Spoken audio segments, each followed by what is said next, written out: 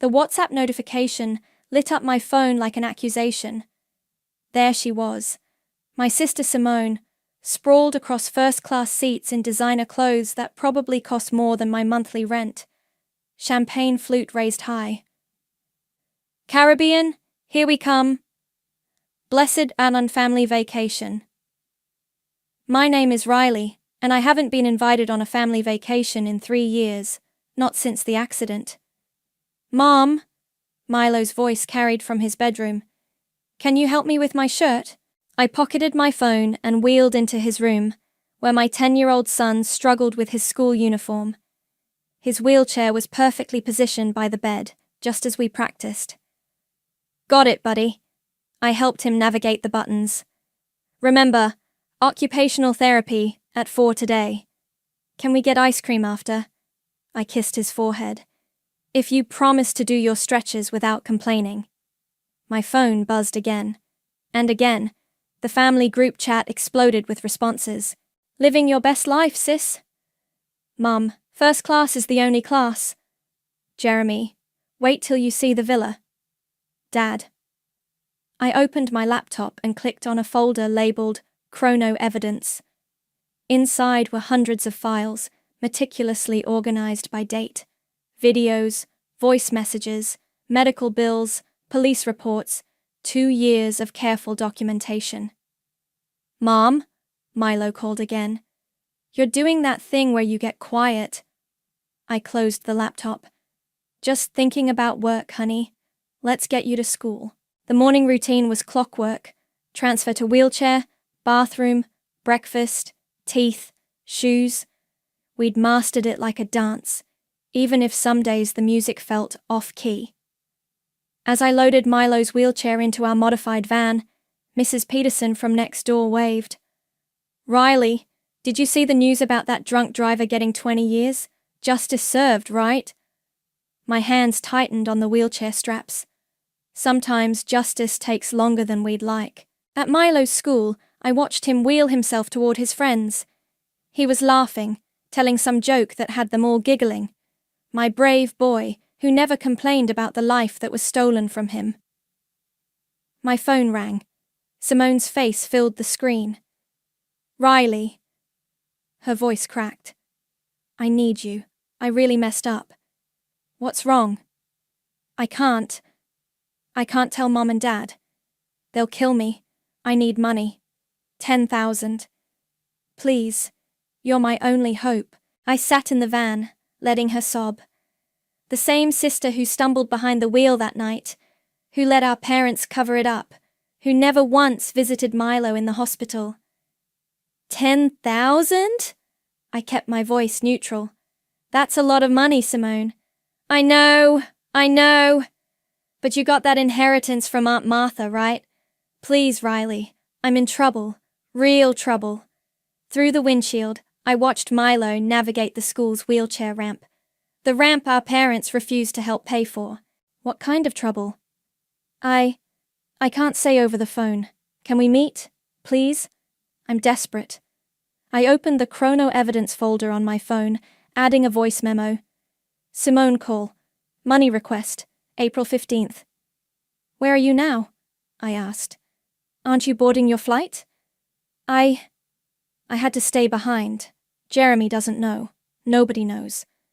Riley, these people, they're dangerous. I need the money by tomorrow. My finger hovered over a document titled Casino Debts, SF. I'd been building this case piece by piece, waiting for the right moment, waiting for her to crack. Okay, I said softly. Let's meet. Tell me where. She named a coffee shop downtown, her voice thick with relief.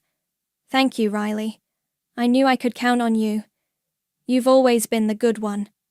I ended the call and opened my messages to Emerson. It's happening. She finally slipped. The response was immediate. The PI found something big.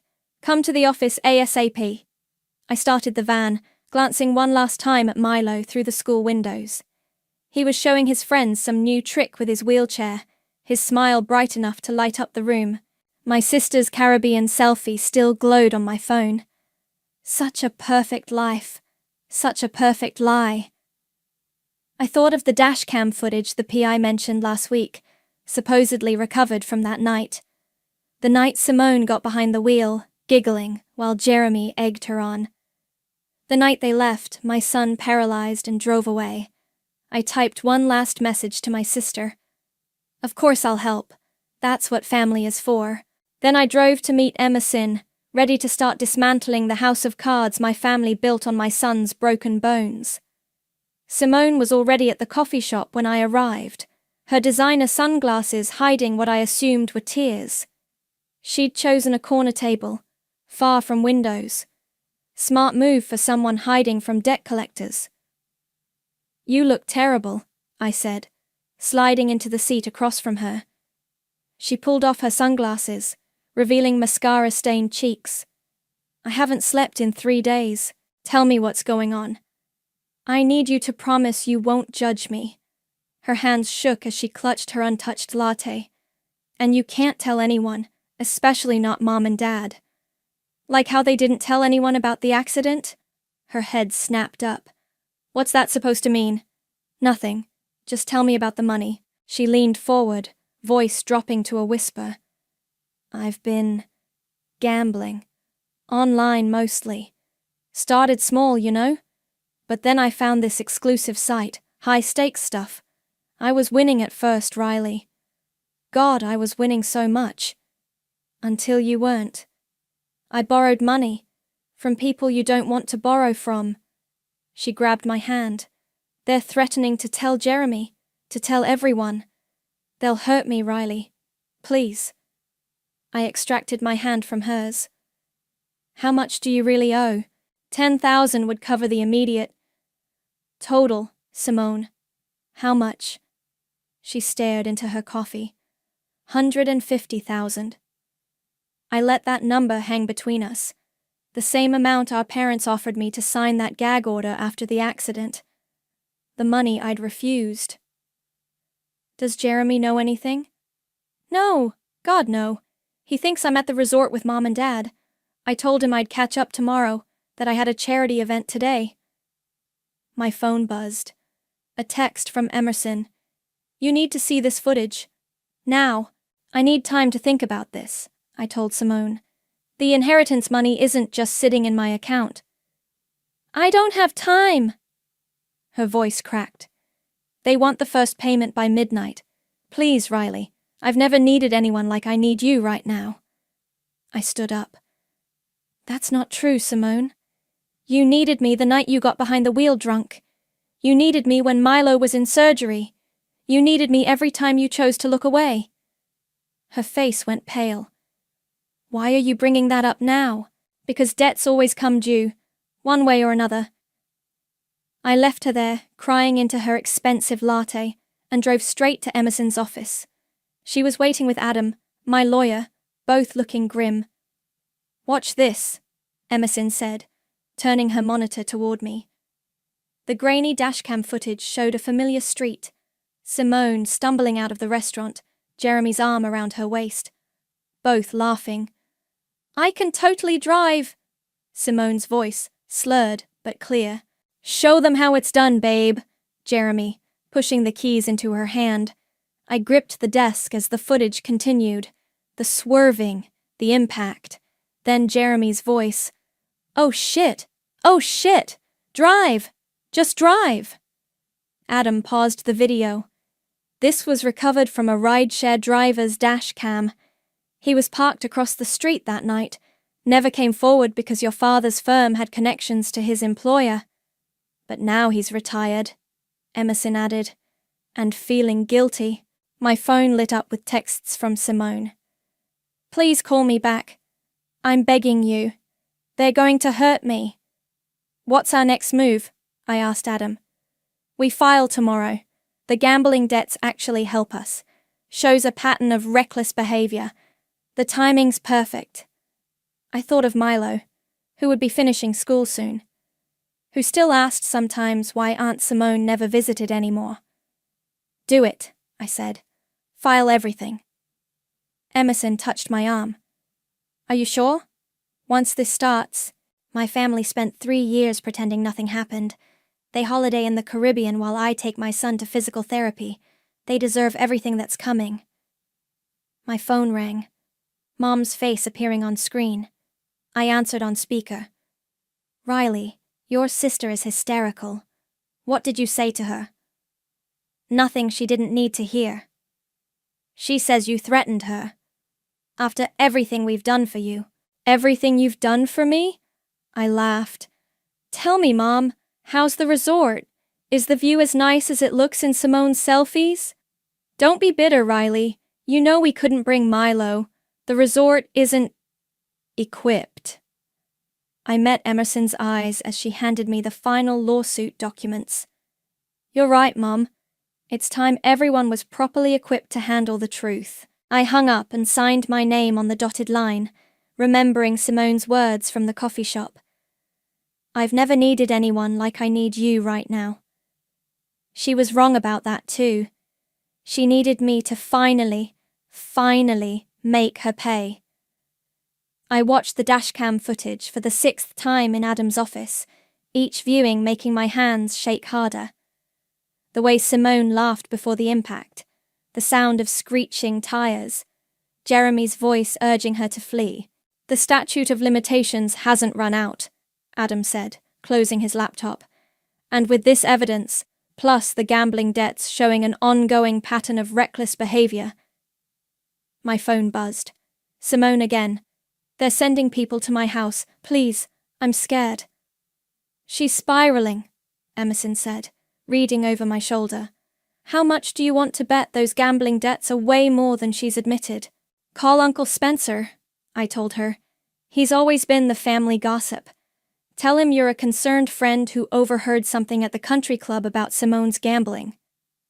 Emerson grinned, already dialing. She put it on speaker. Spencer speaking. Hi, I'm so sorry to bother you. Emerson's voice dripped with concern. I'm a member at Rolling Hills, and I overheard something disturbing about your niece Simone. About some dangerous people she's involved with. What kind of people? His interest was immediate. Oh, I shouldn't say more. I know how respected your family is. I'd hate for anything to damage that reputation. 20 minutes after hanging up, my father called. What's this about your sister gambling? His voice was tight with anger. Why don't you ask her? I kept my tone neutral. Oh, wait, she's supposed to be with you in the Caribbean. Don't get smart with me, Riley. If you know something, like how you knew something the night of Milo's accident, that kind of something. Silence crackled over the line. We did what was best for everyone, he finally said. The settlement, the hush money you mean, the money I refused. You're still angry, I understand that, but dragging up the past. The past? I laughed. Dad, I live the past every day, every time I lift Milo into his wheelchair, every time he asks why his legs won't work, every time Simone posts another perfect Instagram photo, pretending she's not a drunk driver who destroyed her nephew's life. That's enough, he barked. What do you want? I want justice. Justice, he scoffed. You want revenge. Maybe they're the same thing. Adam gestured at his watch. The court filing deadline was approaching. Dad, I said softly. Remember when I was 7, and you taught me to swim? You said the trick was to not fight the water, to work with it until it carried you where you needed to go. What's your point? I'm not fighting anymore. I'm letting the truth carry us all where we need to go. I hung up as Emerson's computer pinged. An email from Palm's insurance company. Preliminary settlement offer, personal injury claim. 7 figures, Adam whispered, scanning the document. They're scared. My phone exploded with texts from Simone. They're outside my house. Why aren't you answering? I'll tell everyone you abandoned me. You're just jealous of my life. I forwarded the texts to Adam, who added them to our evidence file. Each desperate message was another nail in her coffin. Mom's calling, I told them, showing the screen. Answer it, Adam advised. Record everything. Riley? Mom's voice was shrill. Your sister says you're threatening her, that you're trying to destroy the family. No, Mom. The family destroyed itself the night they left my son bleeding on the pavement. We paid for his medical bills. We tried to help. You tried to buy my silence. There's a difference. What do you want from us? She was crying now. Money? Is that it? Your father will write a check. I want Simone to say it, to admit what she did, to look Milo in the eye and tell him why she drove away. That would kill her career, her marriage, everything she's built. Everything she built on my son's broken bones. Silence. The lawsuit files in 30 minutes, I said. Maybe call your perfect daughter and tell her to prepare for some real consequences for once. I ended the call and looked at Adam. Do it. He pressed send on the court filing. Somewhere across town, my sister's phone would be lighting up with legal notifications. My parents would be getting frantic calls from their lawyers. Jeremy would be wondering why his wife never made it to the Caribbean. What now? Emerson asked. My phone buzzed one final time. A text from Simone. You were always jealous. Always the victim. I should have driven back and finished the job.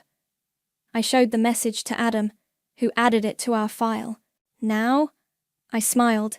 Now we watch it all burn. I might be able to help you, I told Simone over the phone, but I need to know exactly what kind of trouble you're in. She'd been calling non-stop since the lawsuit notification, alternating between threats and desperate pleas. I put her on speaker while Emerson recorded. You do that? Hope crept into her voice. After everything? Family is family, right? That's what Mom always says. God, Riley, thank you. I knew you'd understand. Tell me about the gambling, all of it. She hesitated. It's complicated. Try me. There's this site, playersparadise.com, private tables, high stakes. I was winning at first, I swear. But then this guy, he said he could get me better odds if I played through his private server. And you believed him? He seemed legitimate. He had references, other players. She paused. I lost. Big. Then he offered to let me play on credit. How much, Simone? 300,000. I let the number hang there. Twice what she'd admitted at the coffee shop. These people, she continued, they know where I live. They know about Jeremy, about Mom and Dad. One of them said they'd break my legs if I didn't pay. Like Milo's legs? What? Why would you... Her voice hardened. Is that what this is about? You're still obsessed with the accident? The hit and run, you mean? Stop it. I need help, and you're playing games. No games, just truth. Finally, my other phone lit up. Jeremy calling. I switched lines. What the hell is going on? He demanded. I'm getting calls about a lawsuit? Ask your wife about the gambling debts. Ask her where she really is right now. What gambling? He stopped. Simone's not at the resort? Check your joint accounts, Jeremy.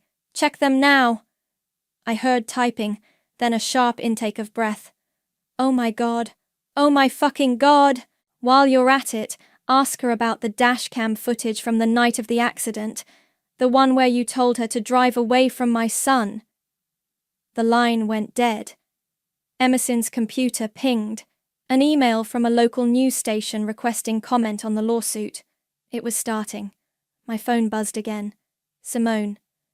Jeremy's threatening divorce. You ruined everything. I texted back. No, you did that yourself. One bad choice at a time. Then came the voicemail. Simone, sobbing. I'm going to kill myself. I'm in the bathroom with pills. This is your fault. All your fault. I forwarded it to Emerson, who made a call. 5 minutes later, she confirmed. Police did a welfare check. She's at Starbucks, very much alive, making a scene. Mom was next. Your sister is having a breakdown in public. Are you happy now? Was I happy when Milo had his breakdown? When he realized he'd never walk again? That's different. You're right, that was real. The calls kept coming. Uncle Spencer, do you know what this will do to the family name? Aunt Patricia, your poor sister, how could you? I blocked them all, one by one, like cutting dead branches from a dying tree. Adam called with updates. The lawsuit was gaining traction. Local news had picked up the story. Social media was buzzing. Then came Simone's Instagram post, a perfectly staged photo of pills scattered across a marble counter. Caption, "Goodbye, cruel world. I'm sorry I wasn't perfect enough for some people." Comments flooded in. "Stay strong. We love you. Your sister is so toxic." I screenshot everything for the file. Emerson texted, "Check, Twitter." Simone Fernandez was trending. Her followers were split, half supporting her victim narrative, half digging up old posts about her luxury lifestyle. Someone had found a video from 3 months ago.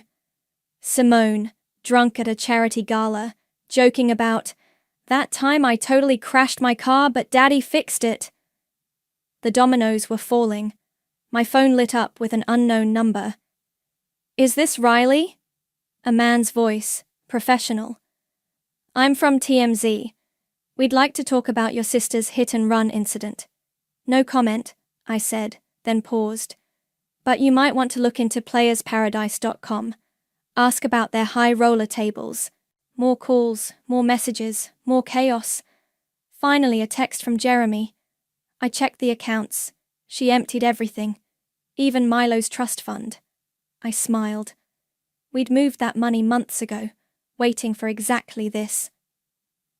Emerson brought me coffee as we watched Simone's carefully curated world implode in real time. "You okay?" she asked. I showed her my phone, a photo Milo had just sent from his school's science fair. He was beaming, proudly displaying his first-place ribbon. "I'm perfect," I said. "For the first time in years, everything's exactly how it should be." My phone buzzed one last time. A text from Simone. "Please, I'll do anything." I replied, "I know, that's the problem."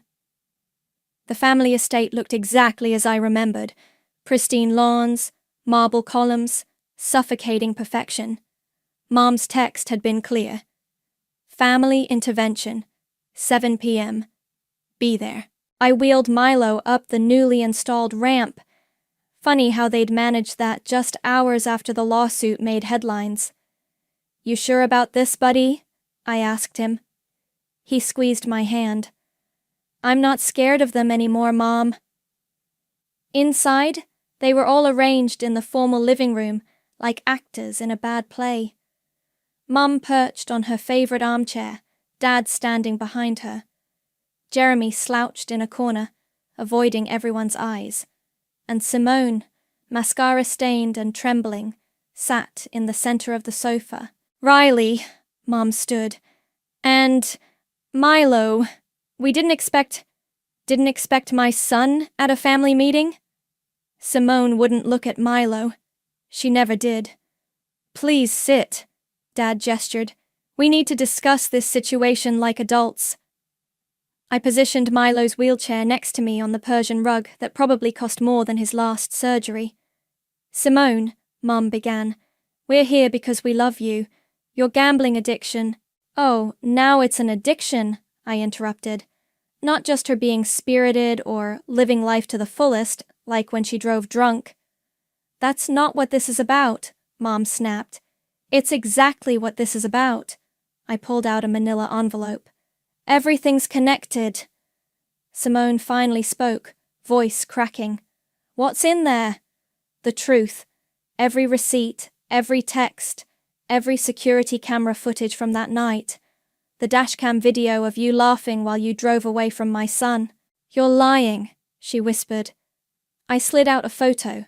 Her car, front end damaged, hidden in Uncle Spencer's garage the day after the accident. "Spencer promised he destroyed those. Dad said quietly. Spencer got sloppy after his third divorce. Amazing what his ex-wife kept in her files. Jeremy pushed off from the wall. I should go. Sit down, I ordered. You're in these photos too. Remember holding Simone's hair back while she vomited in the garage? Right after you told her to flee the scene? He sank back down. What do you want? Mom's voice shook. Money? We can pay. I want her to look at him. I pointed at Milo.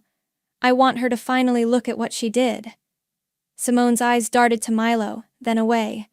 Look at him. I can't, she screamed. Why not? Because I was supposed to be perfect. She hurled her wineglass against the wall. The perfect daughter, the perfect wife, the perfect social media influencer. And I ruined it. Is that what you want to hear? Milo spoke up, his voice clear and strong. I forgive you, Aunt Simone. The room froze. What? She whispered. I forgive you. Not because you deserve it, but because hating you is exhausting. Simone crumpled, sliding to the floor. I'm sorry, God, I'm so sorry. Sorry doesn't fix his legs, I said, pulling out more documents. But this might help others. Dad recognized the paperwork first. You're not just suing us. You're going after the country club that served her alcohol, the valet who gave her keys back, our lawyer who covered it up. Everyone who helped hide the truth. Every single one. Mom lunged forward, hand raised to slap me. I caught her wrist. Try it, I said softly. Give me one more thing to add to the lawsuit. Jeremy's phone buzzed. He checked it, face paling. TMZ just ran the story, with the dashcam footage. Simone screamed, scrambling for her phone. Her Instagram followers were already dropping by the thousands. Your choice, I told them all. We can settle this quietly, with a full confession, compensation for Milo's ongoing care, and a substantial donation to drunk driving prevention programs. Or what? Dad demanded. Or I let the media dig deeper. They're very interested in the family that covered up a hit and run. I hear Netflix is already calling about rights to the story. Mom collapsed into her chair. You're destroying us. No, Milo said. You destroyed yourselves. Mom's just turning on the lights. I handed each of them a document. Sign the settlement by midnight or tomorrow I give my first television interview. You wouldn't, Simone breathed. I stood, gripping Milo's wheelchair handles. 3 years ago, I begged you to take responsibility. You chose image over truth.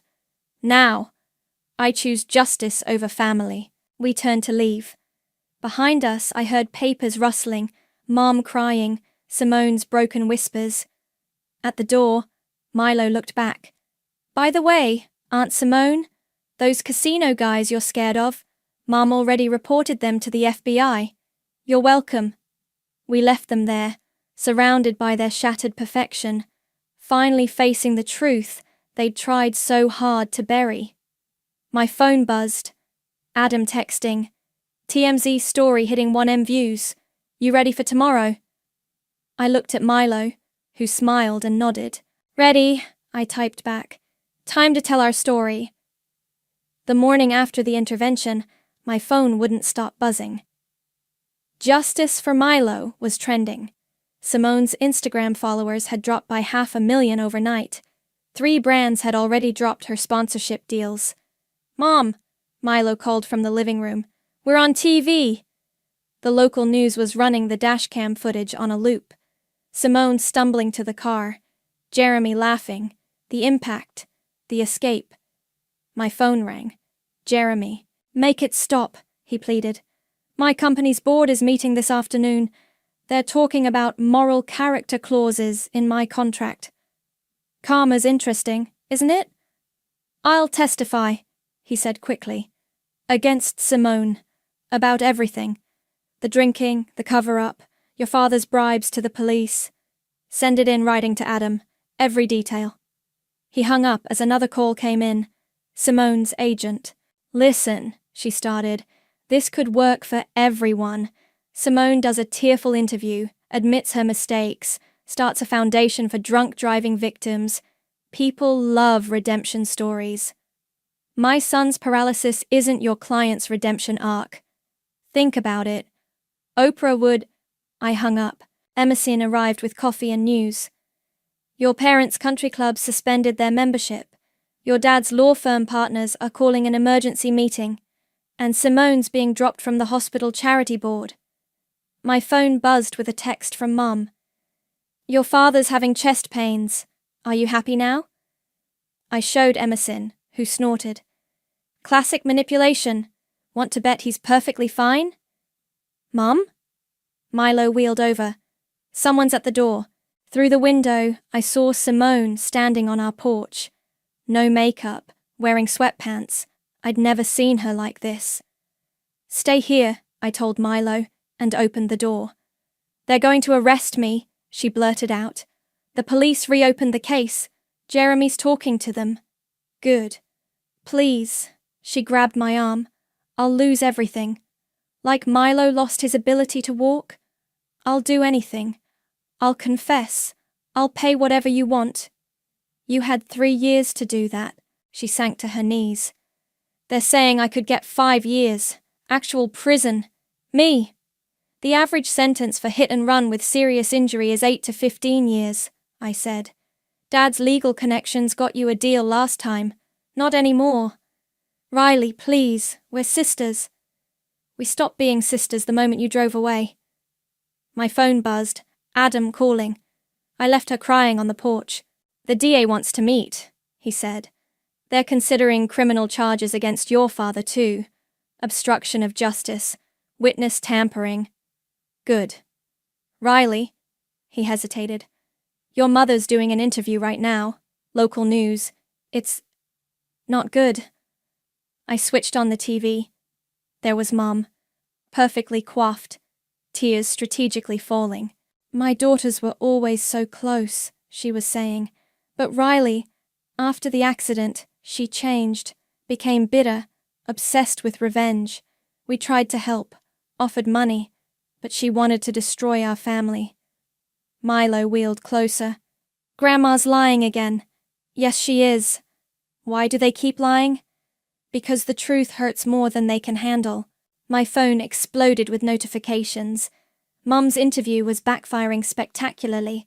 Social media was shredding her, calling out her victim blaming and manipulation. Another text from Jeremy. Simone overdosed. She's at Memorial Hospital. Real or fake this time? Emerson asked, reading over my shoulder. I called the hospital. Hi, my sister Simone was supposedly brought in for an overdose? Oh, Mrs. Fernandez. She's in the cafeteria getting coffee. Would you like me to transfer you? I hung up. The doorbell rang again. This time it was Dad, looking aged and desperate. The firm voted, he said quietly. They're asking me to retire. 30 years of partnership. Actions have consequences. I was protecting our family. No. I showed him my phone, a photo of Milo in his hospital bed after the accident. You were protecting your reputation. There's a difference. He stared at the photo, finally seeing what he'd tried so hard to ignore. What do you want? He asked, defeated. I want you all to face what you did, really face it.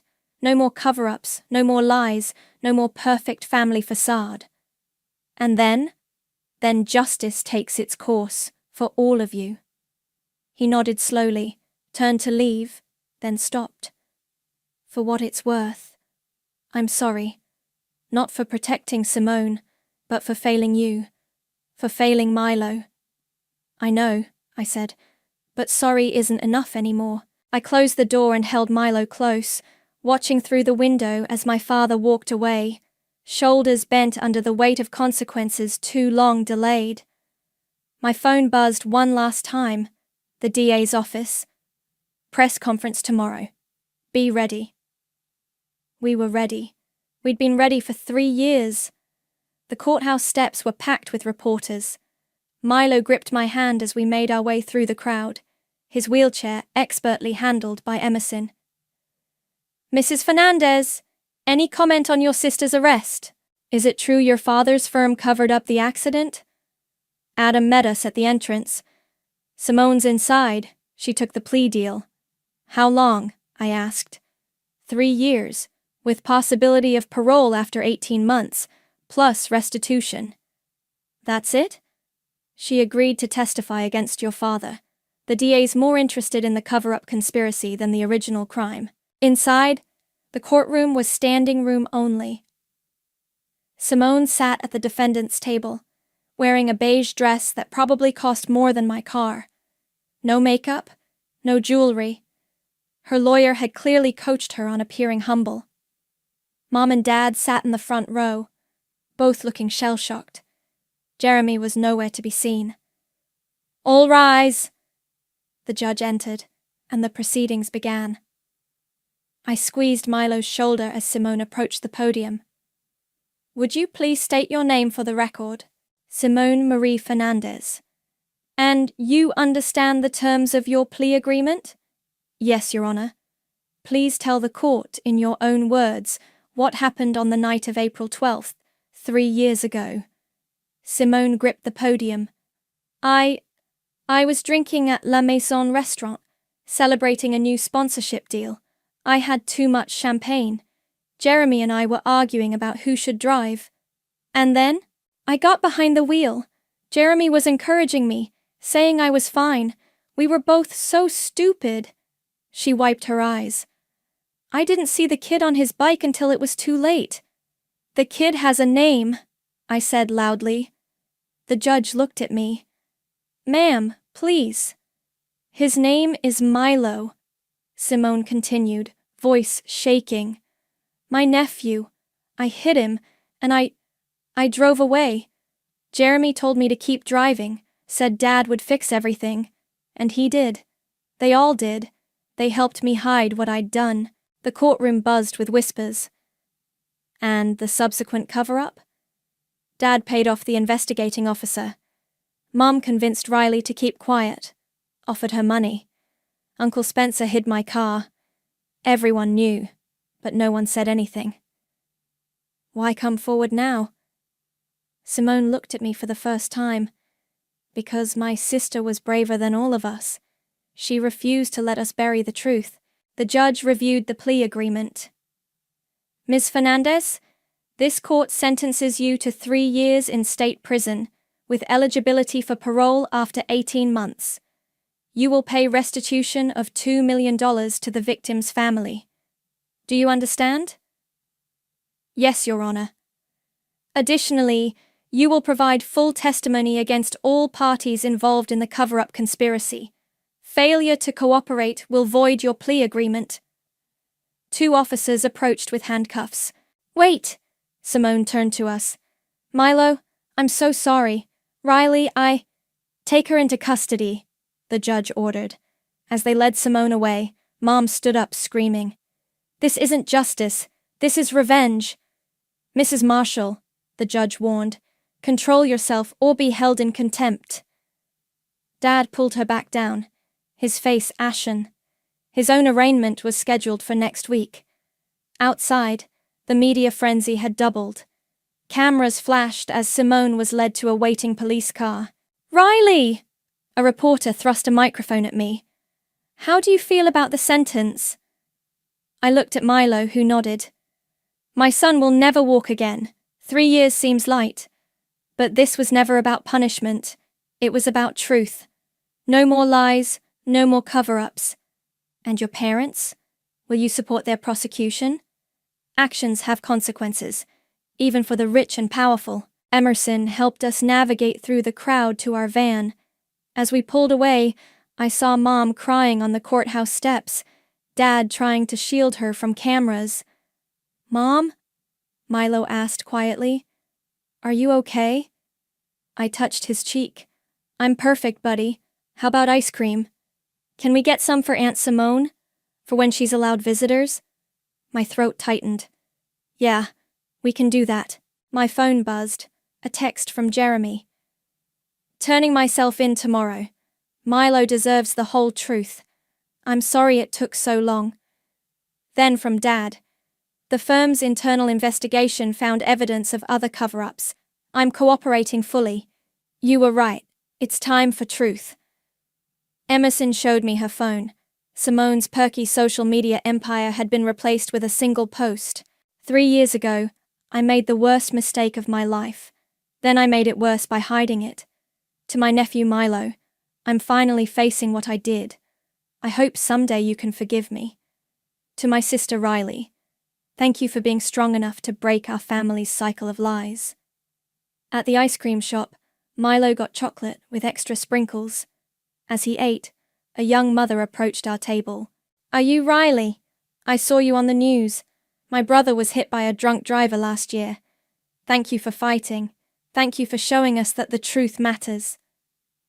I watched her walk away, then looked at my son, my brave, beautiful boy who had taught me that justice doesn't always roar. Sometimes it just quietly insists on being heard. The moving truck pulled away from our new house, leaving Milo and me standing in the driveway. Single story, wheelchair accessible, with a garden out back. Everything we needed, nothing we didn't. Ready to see your room? I asked. Race you there. He wheeled ahead, expertly navigating the wide hallways we'd specifically designed. My phone buzzed. Emerson sending a news update. Dad's sentencing was complete. 18 months for conspiracy and obstruction. Mom got probation and community service. The family's reputation was in tatters, but at least the truth was finally out. Mom, Milo called. There's a letter. On his new desk sat a cream-colored envelope. Prison stationery. Want me to read it? I asked. He nodded.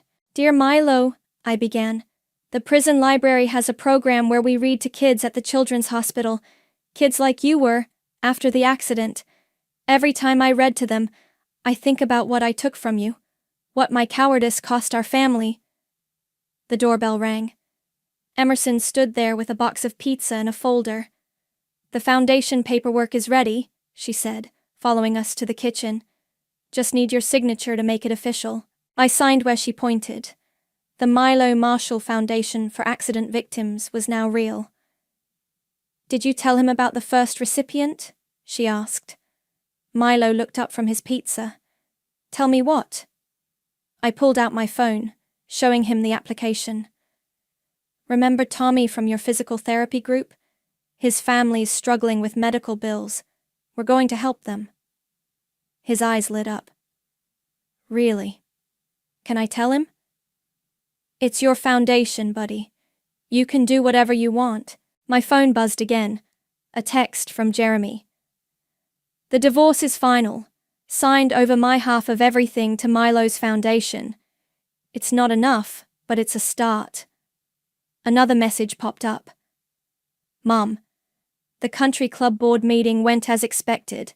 They're renaming the annual charity gala. It's now the Milo Marshall Benefit for Accident Survivors. I showed Emerson, who snorted. Amazing how generous people get when their reputations are at stake. As long as the money helps someone, I don't care why they give it. Milo wheeled to the window, overlooking his garden. Can we plant those special flowers? The ones that bloom at night? Moonflowers? Sure. Aunt Simone used to have those, he said quietly. Remember? In her fancy garden? I knelt beside his wheelchair. Do you want to visit her? He nodded. She writes me every week. Her letters aren't fake anymore. They're real, like this house, I said. No more pretending. No more perfect facades. The doorbell rang again. This time it was Adam, carrying files. Final paperwork from the civil suit, he said. The insurance company paid out everything. Your parents' firm is settling. Even the restaurant where Simone was drinking that night. Good, I said. It all goes to the foundation. Mom? Milo called from his room. Can you help me hang this? He held up a framed photo, our old family portrait from before the accident. Everyone smiling.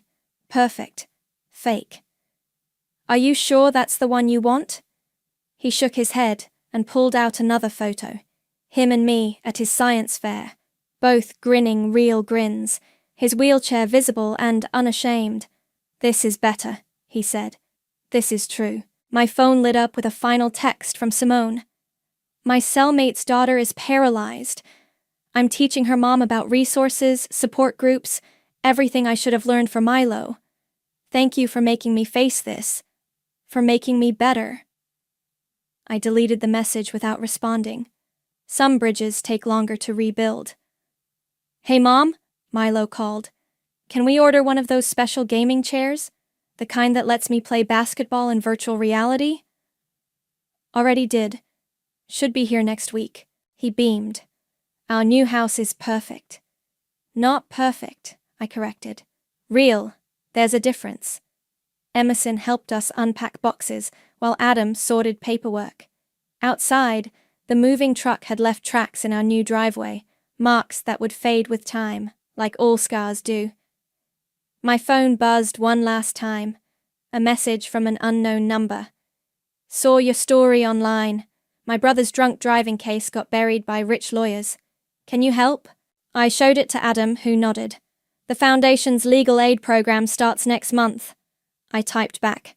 "Yes, truth matters. Justice matters. Let's talk." Milo wheeled over with his science homework.